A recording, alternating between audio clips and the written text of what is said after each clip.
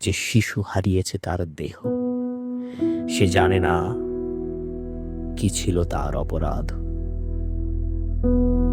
পৃথিবীর প্রতিটি জনপদ আজ নিজের সন্তানদের কাছেই সবচেয়ে ভয়ঙ্কর আশ্রয়।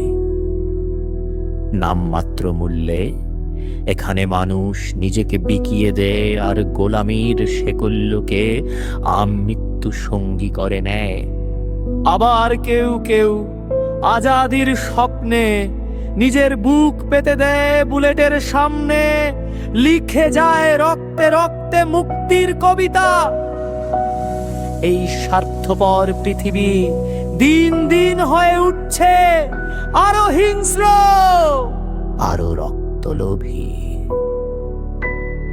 যেদিকে তাকায় শুধু রক্ত আর নিথর আহাজারি।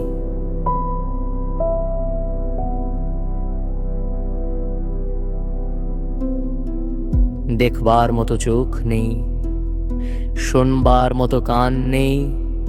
এই শহরে কি কেউ বেঁচে আছে মানুষ হয়ে? কোন অপরাধের শাস্তি ভোগ করেছে পৃথিবীর প্রতিটি জনপদ? কোন অপরাধে রক্তাক্ত, জগদিক্ষত এই নিষ্পাপ প্রাণগুলো নিঃশব্দে লুটিয়ে পড়ছে?